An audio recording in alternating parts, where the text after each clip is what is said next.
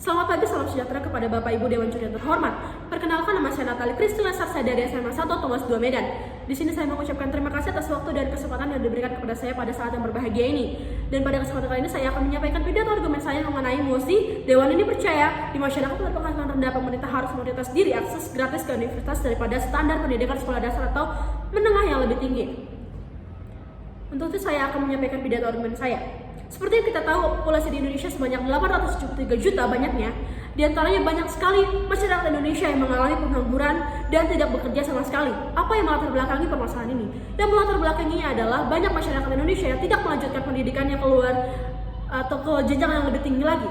Dan mereka mengakibatkan banyak sekali masyarakat Indonesia mengalami pengangguran dan mereka tidak bekerja. Bahkan dalam kehidupan sehari-harinya mereka kurang dalam hal seperti makan, minum, mereka sangat kurang. Dan dalam kehidupan sehari-hari mereka sangat kurang untuk memenuhi kebutuhan hidupnya yang sehari-hari.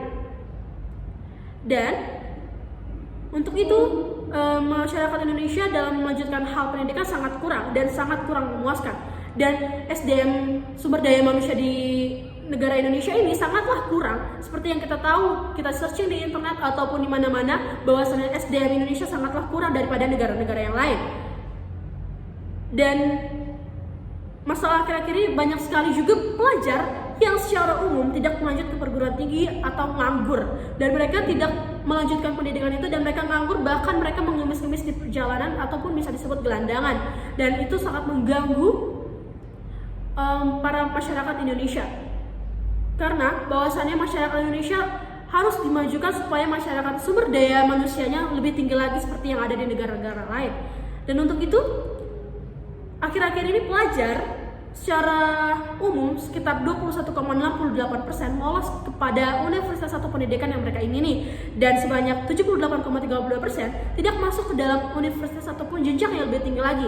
Dan untuk itu di sini letak permasalahannya, dan di sini pemerintah berupaya untuk menangani masalah hal yang seperti ini. Dengan itu, saya sangat setuju dengan mosi pemerintah harus memberikan akses gratis ke universitas yang lebih tinggi lagi daripada standar pendidikan sekolah dasar atau menengah yang lebih tinggi. Di sini, seperti yang kita ketahui, bahwasannya pemerintah sangat banyak menyediakan beasiswa kepada para pelajar Indonesia, dan beasiswa yang diberikan seperti BPI, beasiswa pendidikan Indonesia, yang diberikan oleh pemerintah sendiri kepada para pelajar yang ada di Indonesia.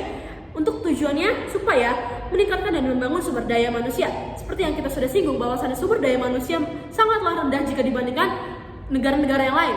Banyak sekali masyarakat Indonesia yang mengemis, yang terlantar di jalanan ataupun di dalam kali-kali, di sekitar kali-kali ataupun di dalam terowongan-terowongan jembatan. Di situ banyak sekali para masyarakat Indonesia yang mereka jatuh miskin dan mereka pengangguran dan tidak dapat memenuhi kebutuhan hidupnya sehari-hari. Untuk itu, beasiswa ini diberikan kepada para pelajar supaya dapat membangun sumber daya manusia, terutama generasi yang lebih gemilang lagi. Dan beasiswa ini diberikan kepada para pelajar sejak tahun 2021 hingga 2022 yang telah membiayai sebanyak 6.236 penerima beasiswa.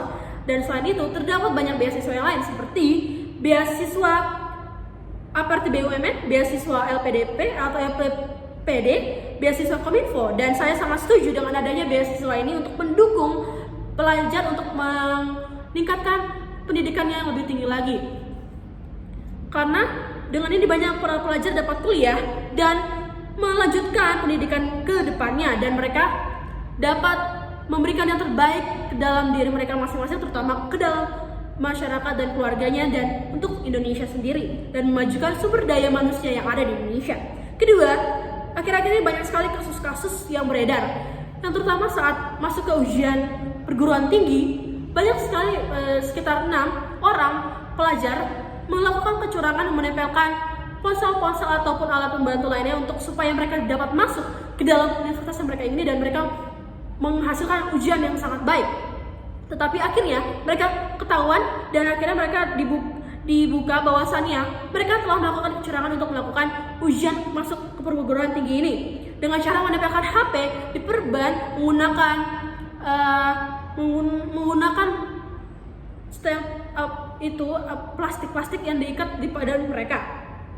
Seperti yang kita tahu, oleh karena itu universitas di Indonesia sebenarnya harus membuka akan memiliki daya tampung yang banyak pada para pelajar yang ingin melanjutkan universitas yang mereka ingini. Dan jangan sampai para pelajar hilang harapannya untuk masuk ke jenjang yang lebih tinggi lagi dan mereka dapat mampu meraih cita-citanya lebih tinggi lagi. Karena pepatah mengatakan bahwasannya gantungkanlah cita-citamu setinggi lagi dan raihlah itu. Dan jangan sampai para pelajar di Indonesia tidak dapat mencapai cita-citanya. Dan jangan sampai hilang harapan mereka untuk bisa meraih dan membanggakan kedua orang tua mereka dan membanggakan keluarganya, bahkan membanggakan diri mereka sendiri. Seharusnya universitas juga banyak memberikan akses gratis kepada masyarakat yang kurang mampu, seperti yang masyarakat yang kurang mampu dalam hal ekonomi. Mereka harus diberikan akses gratis untuk dapat melanjutkan pendidikan mereka yang lebih tinggi lagi.